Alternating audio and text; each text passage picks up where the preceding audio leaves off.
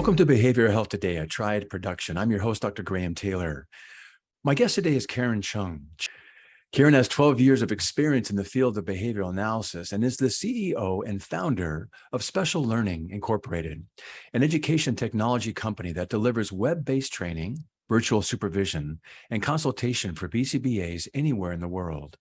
Aside from her work with special learning, Karen has been at work building the Ethical Standards Board, an online database of certified ABAs and registered behavioral technicians available for the general public to find qualified clinicians and agencies.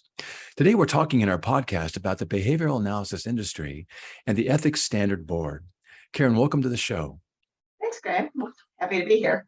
It is nice to have you back. As we were talking at the beginning of the show, you and I have been talking for a number of years together about various things, but the field in general. And it's so nice to finally have you on our show. Hey, as we start out today, give our listeners kind of an idea. What brought you into this field of behavioral analysis, in this behavioral science area, and the creation that came out of that, of the Special Learning Incorporated?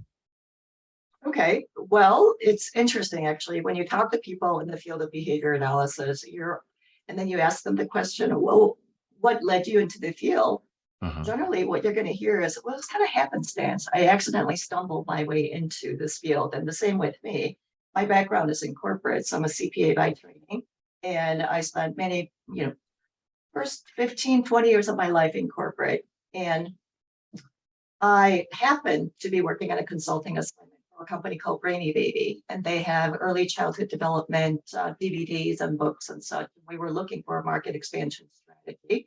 And Dennis Budorick, who's the CEO, happened to mention, hey, listen, over the years, I've gotten a lot of unsolicited testimonials from parents of kids with autism saying, our product is amazing. It taught my child how to talk, build language skills. So he said, well, why don't you go attend a autism conference? Let's see if there's an opportunity for us to develop a specialty practice. So that led me to my first autism conference in St. Charles back 12 years ago.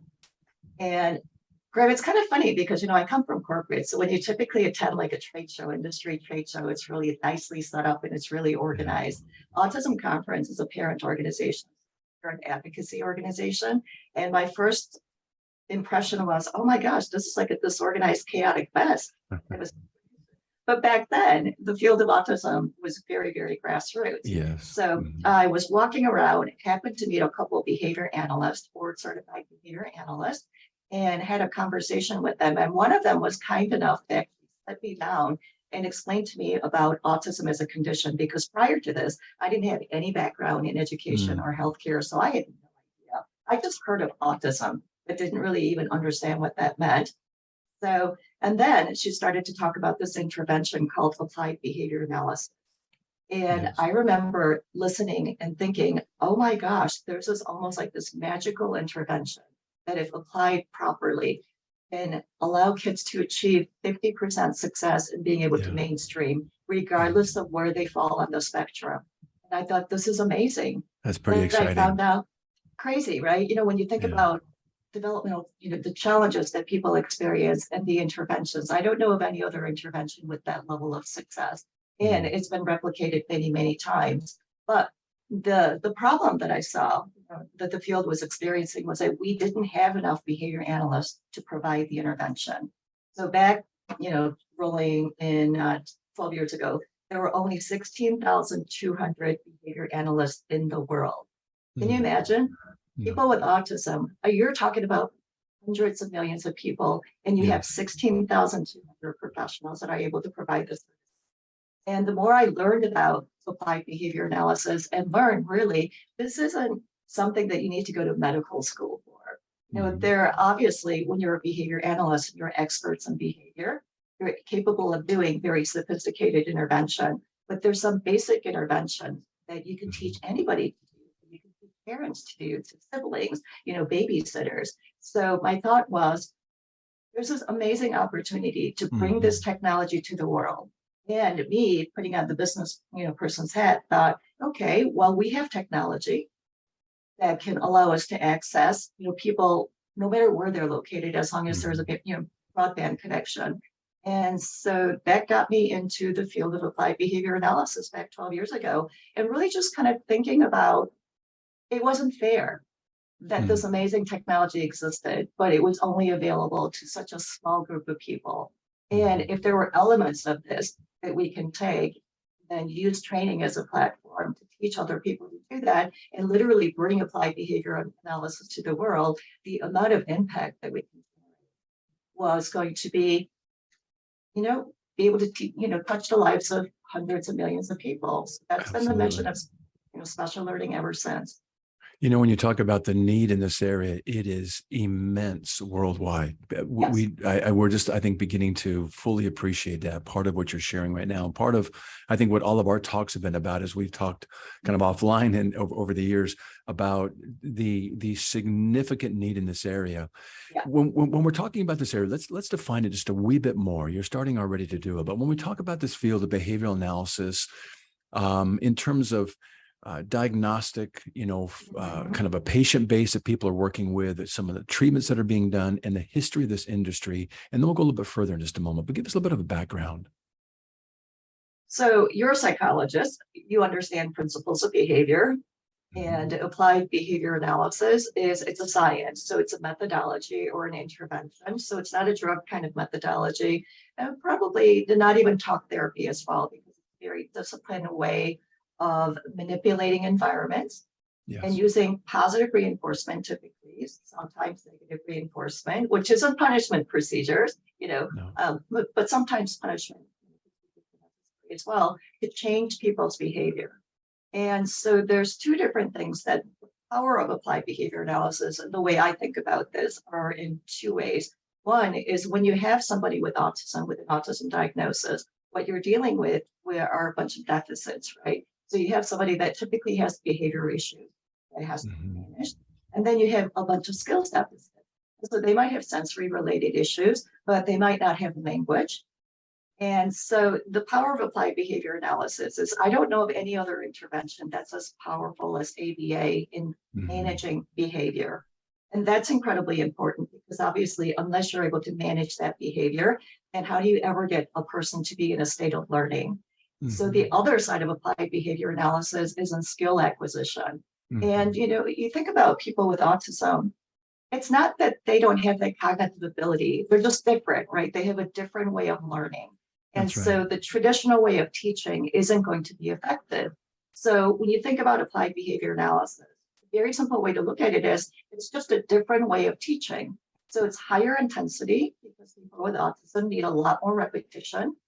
And if you understand that and the science can be applied, it's a lot of hard work, but what you're working towards is you're working with a person's, think about playing to the person's strengths. Yes. So if they're not able to learn in a typical, the way the typical learning happens, and we have this intervention that can provide them, the repetition and the intensity that's necessary to allow them to close the gap. But eventually the goal is you want to take this person who might not be able to mainstream, but get them into a situation that they can go into and become part of our mainstream community. So the science of applied behavior analysis is, it's really only been around for about 30, 35 years. It's a very, very young field. That's why we have such few clinicians. And as an industry, we haven't done a really great job of marketing this as a profession. So when you talk to a behavior analyst and you ask, questions about, well, how did you get into the field? Especially the older ones, they'll say things like, oh, well, I was a babysitter. And the child that I was babysitting had special needs. They had autism, and he was receiving services from, board certified behavior analyst. And I learned about the power of applied behavior analysis, and I fell in love with it. That's very, very common when you talk to people in our field, and we'll say we fell in love with the technology. Exactly. And the power of the technology and its ability to help people achieve a level of independence that they would not otherwise. So most behavior, yeah, that's really good. Most behavior, I like that what you're saying right here. Most behavior analysts kind of fall in love with it. The ones that I've spoken with absolutely fell in love with it from what they saw or witnessed. And we're kind of amazed that, here are these skill deficits kind of on with those on the autistic spectrum, and they use as positive reinforcement, these skill acquisition techniques and trainings. It's nothing negative. It's all positive, trying to shape.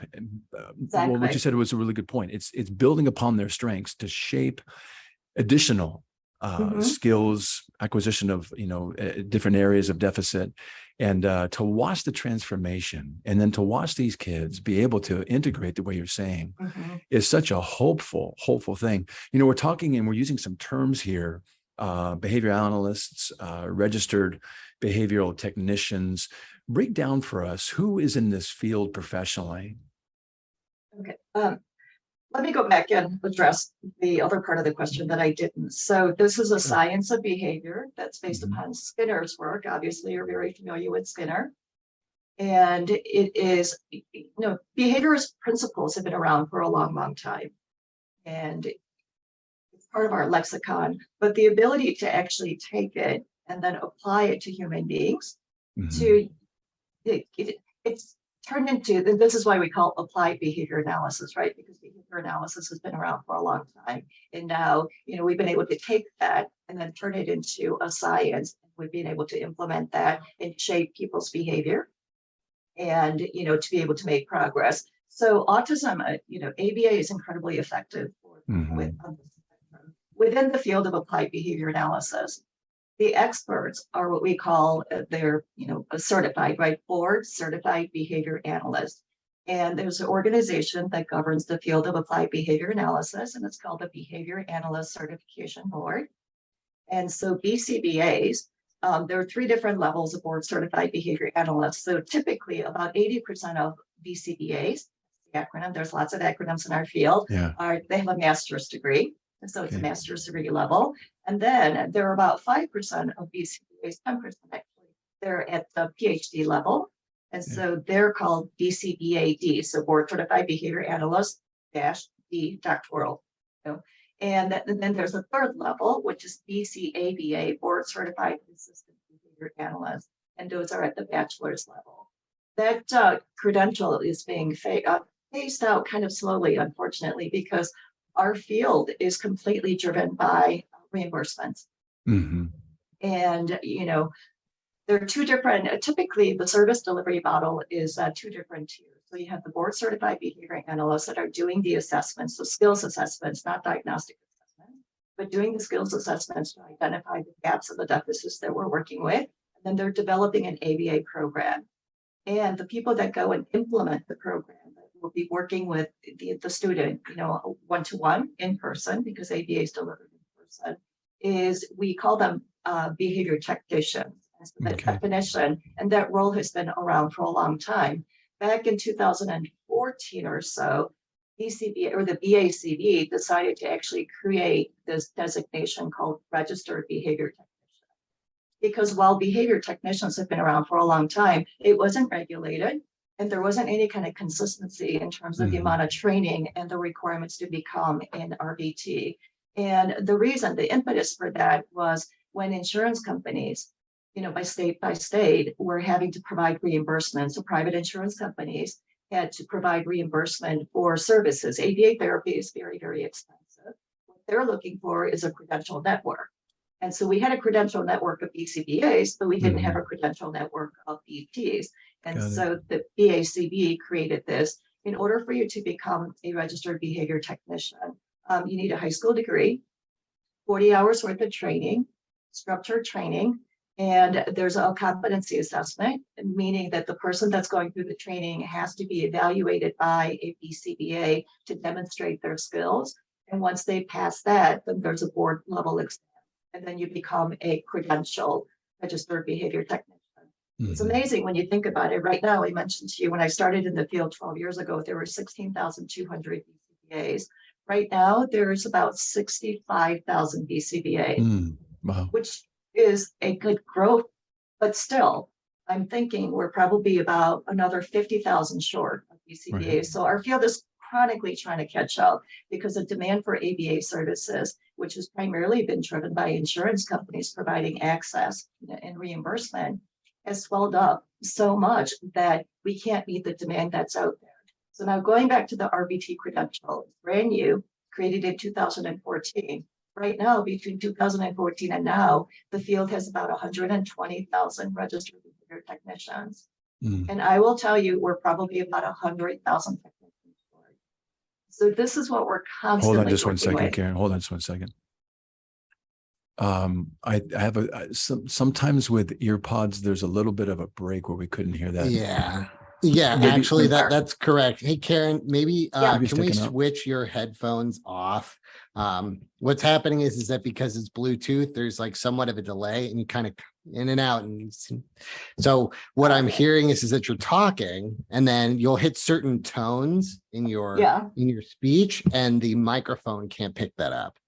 So we'll just use we'll just use the computer speaker. Right, without the exactly. headphones. So Yeah. if you could locate, so again, going back to the Karen, there at the very top, it says select a microphone, just do same as system. Select the same as system. Okay. Perfect. Yeah, let's try that. Can you hear us? Hold on. Okay. I think I need to turn my volume up. Okay. Can you hear us now? How about Okay. now? Can you guys hear me? Yeah. Yes. Yeah, we can hear you just fine. Buddy, well, you can hear, but I can't hear you guys. Okay. Oh, now I can hear you. Okay, Now perfect. you can hear us. Maybe You hear me that's now? yeah, we Yes. All Okay. right. So Okay. Graham, what I'll do is just try not to talk over Karen. I know you say yes. can. Okay. So what happens is that that'll do is actually shift the microphone from her to Got it. you. And Got it. because she's using her computer audio, your yes might actually come echo into her. So we'll just try and limit that. I know that's Okay. part of the. Will do. So Thank you. I'm sorry, Karen. I No, no. derailed us a whole lot, but could No, you no. please repeat Huh? what we were talking about, and then we can resume. Graham, maybe if you can kind of Yeah, cue up we that were on question again. we were on the RBTs and the training out of that, what came out of that, and then kind of where you see the field going with a number of people in need. So Okay. yeah, where would you like to pick up? Let's see. The creation of the registered behavior technician credential. Okay. All right. Yeah. So, in our field, it's two-tiered service delivery model, which is you have the behavior analysts that are experts that are doing the assessment, developing the treatment plan, and then the registered behavior technicians or behavior technicians are the ones that are implementing.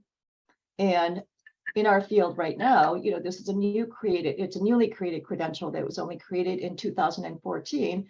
The field has grown very, very quickly, and we have about 120,000 registered behavior technicians in the field, which sounds really great, sounds really impressive. We've been able to ramp up very quickly, but given the demand for ABA services, which has been coming from availability of funding, because parents have done an amazing job of lobbying the states to force insurance companies to provide reimbursement. Going back many, many years, there wasn't funding that was available for ABA services. The only funding that was available for ABA services was typically through the government, so Medicaid.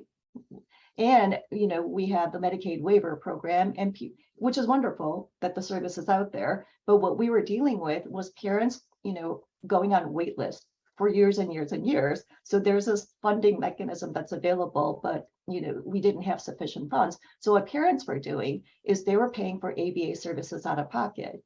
And applied behavior analysis is a very intensive intervention. So, the science will say that you're going to get the best results with early intensive intervention. And that means intensive means 35 hours a week. Yeah. So imagine paying for 35 hours worth of therapy at $50 an hour. An average ABA program, a full-time ABA program might cost anywhere between $50,000 to $75,000 a year. Parents were mortgaging their houses and they were going bankrupt because we didn't have funding that was available. And that was because the insurance companies would say, well, no, ABA is not a medical intervention. It's not a behavioral intervention. It's an educational intervention. And so parents fought that tooth and nail, and state by state, they kept winning. And now we have insurance mandates in all 50 states, which is amazing, right? Because we have the availability of the funds. We don't have enough therapists. So That's 120,000 RBTs right now. I'm estimating we're probably about 100,000 short. That's the nature of the field, and that's what we're dealing with. It's this, what I refer to as supply-demand disconnect. And there's a lot of things that are happening in the field right now, in terms of quality, and the degradation of quality and private equity companies coming in, because all of a sudden, wow, this became a multi-billion-dollar industry. It might be $1 trillion industry when you think about all of the availability of the monies that are out there. And so that leads to private equity agencies looking at this very grassroots industry growing very, very quickly, where customer acquisition is never a problem anymore because you have parents on wait lists that are demanding services. Mhm. So they have come into our field starting about 10 years ago.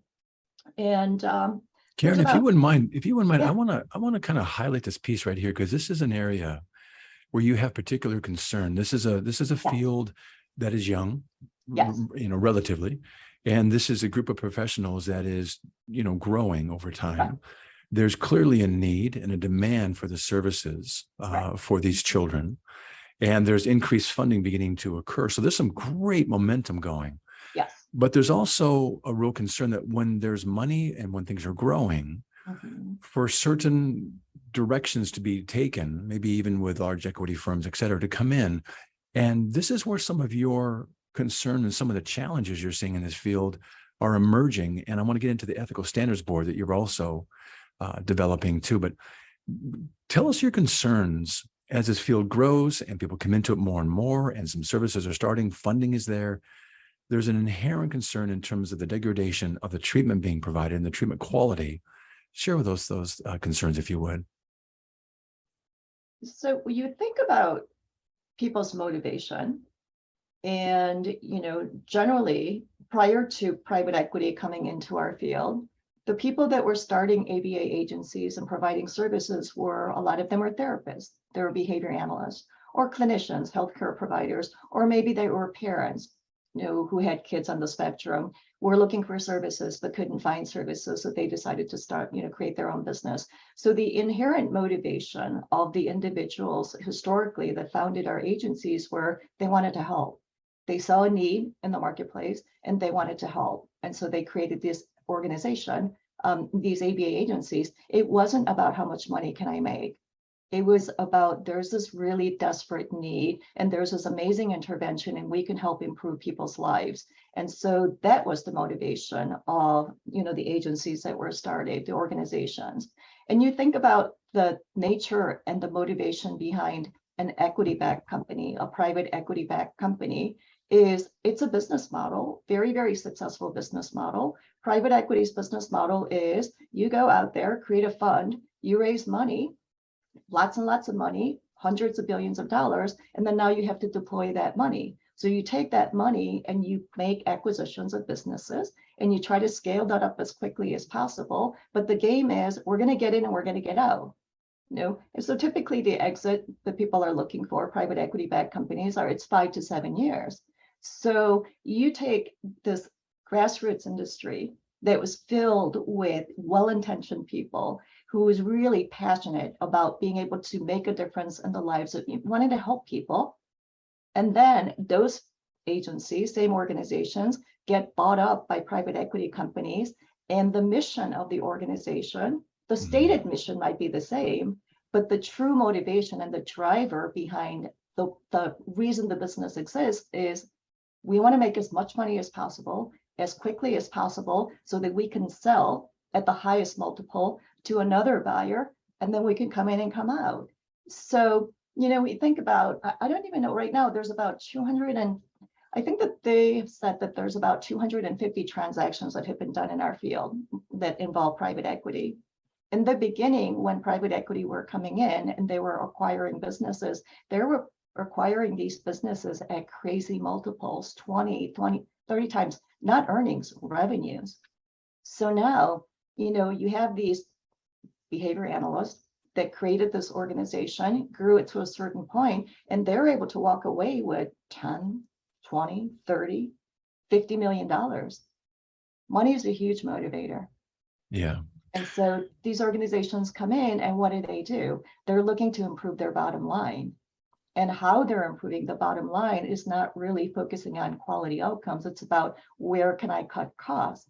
Well, in our field, the costs are in hiring qualified staff and then providing them with the training, and then providing with the supervision and the oversight that's necessary so that the behavior technicians can deliver the implementation or implement the programs with fidelity to drive quality outcomes. I have to say, Graham, the nature of private equity-backed companies, right? It's going to be, that's their business model. So if you have an organization whose business model is, we're going to come in, consolidate, we're going to get out as quickly as possible with the highest multiple. They're not working towards a long haul. And even a private equity-backed company with a stated mission, we want to come in and we want the field to be able to use the funds that we have to provide services to more people. And some of that is happening, and that's kind of a positive, but at the risk of losing focus on why we're really here, which is to help people. Well, with the need being so great, at its very best, private equity could be a really great, contributor to this. But you're saying, but not at the expense of the quality of the outcomes, nor the involvement of improperly trained, professionals. And what you've been working to build is what I mentioned at the beginning, the Ethical Standards Board. It's an online database of certified ABAs and registered behavioral technicians that the general public can now use to find qualified technicians and agencies. Tell us a little bit more about what you're doing here in the service of trying to make sure that the quality of care and the people coming into this field are going to be giving the people that are in need what they're seeking the services for. I think one of the biggest problems that the field is experiencing right now is there is, through the BACB, they have the ethics code, and professionals, BCBAs and RBTs they have to abide by the ethics code, right? And if they don't, then there's a process in place where ethical violations get reported. The board investigates, and there's contingencies in place. There's consequences in place. Unfortunately, the BACB can only step in when there is a credentialed provider, so BCBA or an RBT that's involved.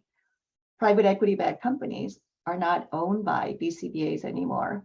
And so when they're creating havoc in our field and engaging in unethical behavior, there are no contingencies to govern that behavior.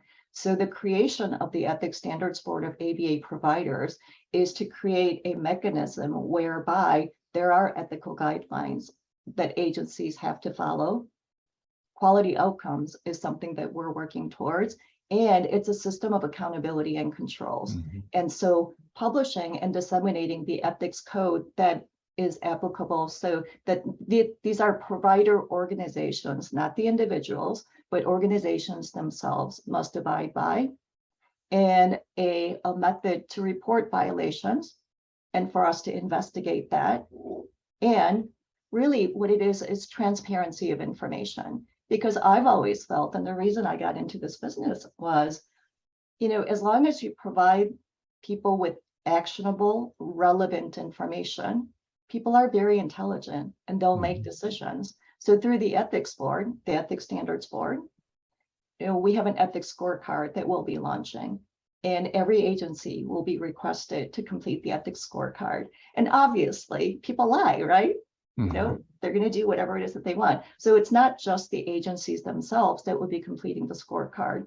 It'll also be people that work for the organization, so the therapists, and it'll also be parents as well. So then you start to develop a profile around this agency and how they're behaving. You're accumulating more information, and that information then is available to anybody, all of the stakeholders. So it would be parents, it would be RBTs, BCBAs, behavior technicians, people that are, considering, well, do I want to work with this company or not? Right now, really, there is no easy way for a parent to be able to find an agency. They have to go out there and Google, for God's sakes. We don't even have a centralized database of ABA agencies. So first and foremost, that's what the Ethics Standards Board is doing, providing an easy way for people to be able to locate those organizations, and then starting to accumulate information so that we're providing actionable information, almost like a 360-degree feedback, if you will, right? Yes. And we didn't just want, the therapist perspective, we wanted the parents' perspective. One thing that the field does not do very well is we don't take parents' concerns and their needs into consideration. So, parents are like the biggest stakeholders. They have the most involved, in this game, and yet their voices are never heard.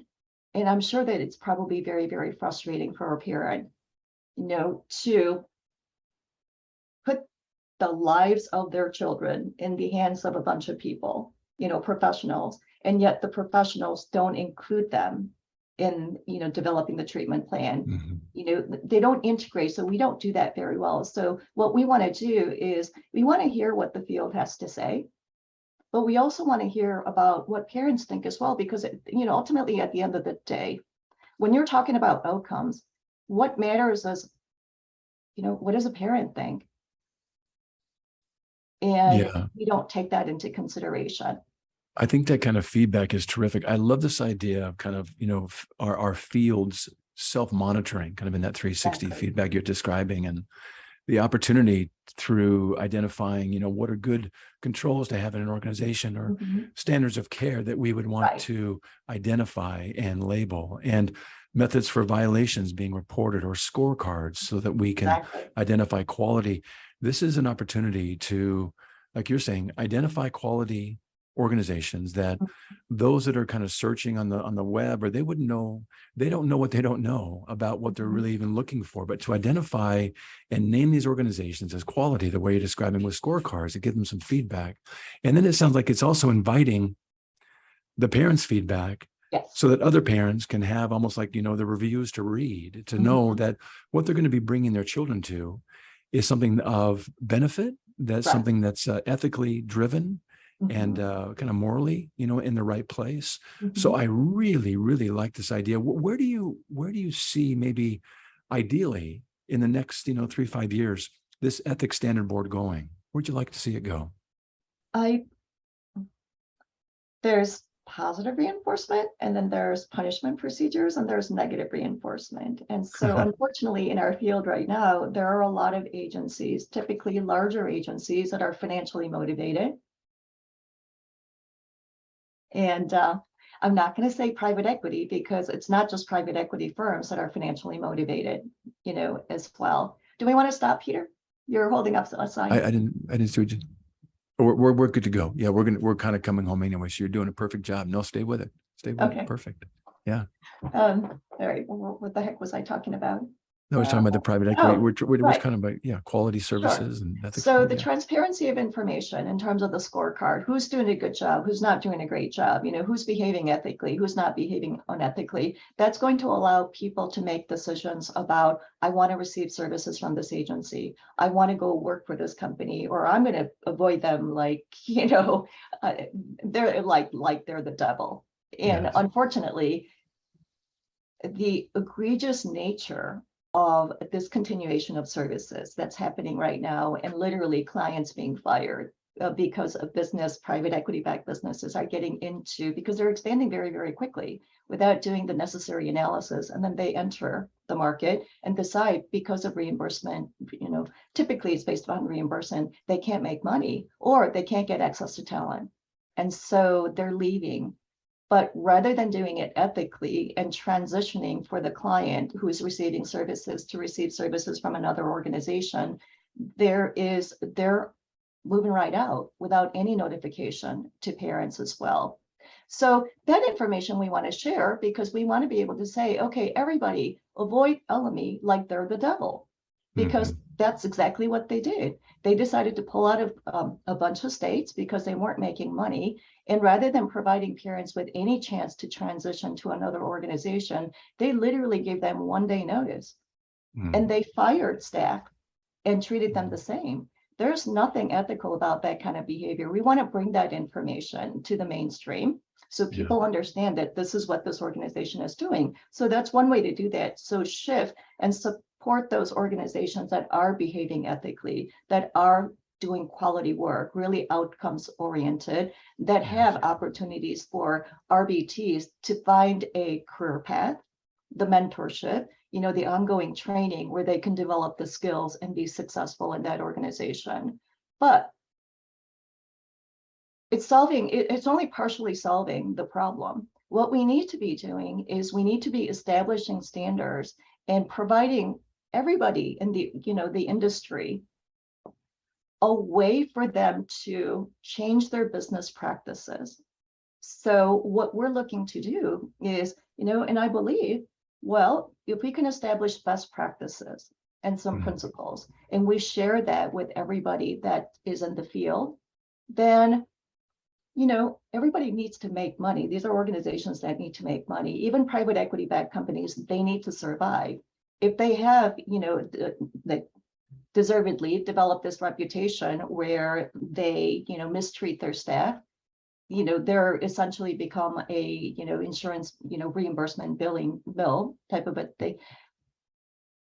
But we can show them a different way to operate the business where they can make an investment, and that's going to lead to greater staff retention, better quality outcomes. Then that's the better way to go about doing it. So not trying to get people out of the field, because that's not going to be, at the end of the day, that's not helping anybody, but helping to reform and reshape the behaviors and the business practices and the clinical practices of these organizations by establishing best practices that they can adopt.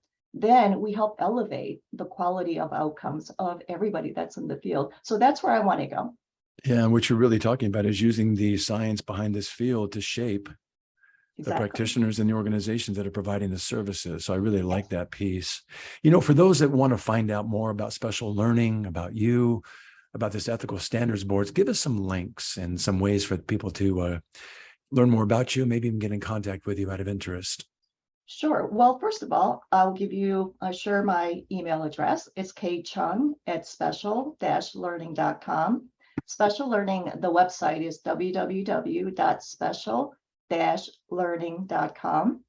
And the Ethics Standards Board URL is www.esbap.org.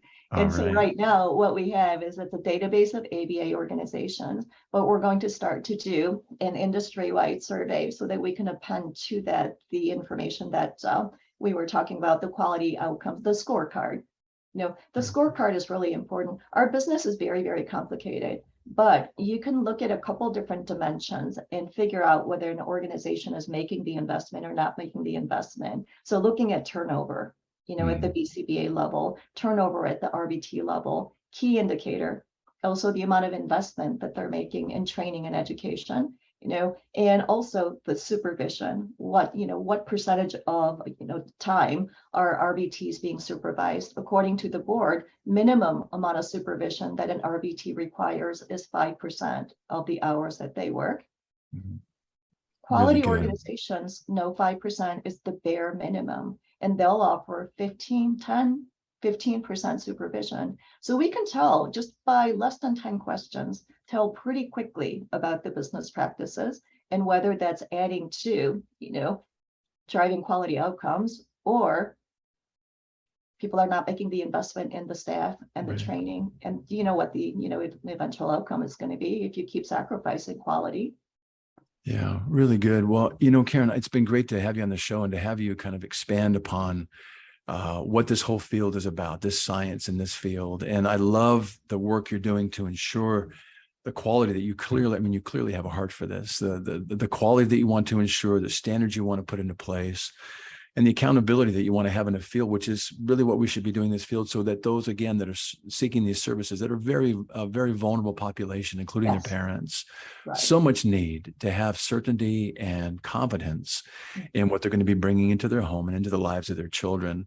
And I love the way that you're kind of shaping some of this using some of the behavioral analysis techniques, actually using kind of some positive reinforcement to shape good quality care. So thanks for what you're doing. Great to have you on the show today, and really appreciate you being with us.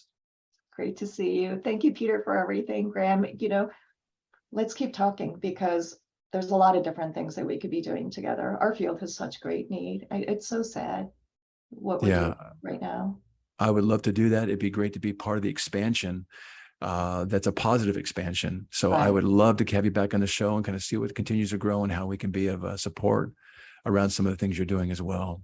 That would be great. And then I would love to do some webinars with you as well, because there's so much. What we're looking to do is looking to look outside the field of applied behavior analysis, right? ABA is it's very narrow in the way we're looking at things, and we don't, unfortunately, collaborate very well. And that's what we need. There's lots of different ways to drive quality. And one of the ways that we can drive quality is to foster better collaboration, more an interdisciplinary approach, as opposed to ABA's everything.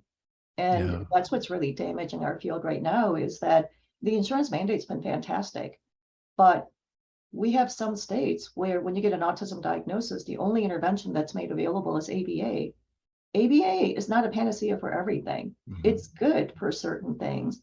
And so this is why ABA is getting such a negative reputation. And, I think the only way to overcome that is to just have more dialogues and just talk about, when is ABA appropriate? It's just an intervention. When you have an autism diagnosis, it's not just behavior analysts that can help. It's speech therapists, occupational therapists, teachers, parents, siblings. There's so many people that can get involved. And I think that getting input and participation from the family unit is going to be probably one of the biggest drivers to solve this supply-demand disconnect, because we're going to chronically have this issue. Well, it'd be fun to continue the dialogue and just to kind of see what continues to evolve, and also, to talk about how to partner with and collaborate with associated fields that come in a complementary way. So we will do that in the future. And for today, been great to have you with us. Thanks again. It's great to see you. All right. Great to see you as well. Hey, I also want to thank you, our listeners, for joining Karen and me today. It's always great to have you with us. Regarding our episode today, I want to remind you that it and its resources and all of our other podcasts can be found on our webpage at triadhq.com/BHT. So go ahead and take a look at our webpage, triadhq.com/BHT, and explore our archive of podcasts and resource materials. Thanks again for being with us on the show, and we'll look forward to having you back with us next time on Behavioral Health Today.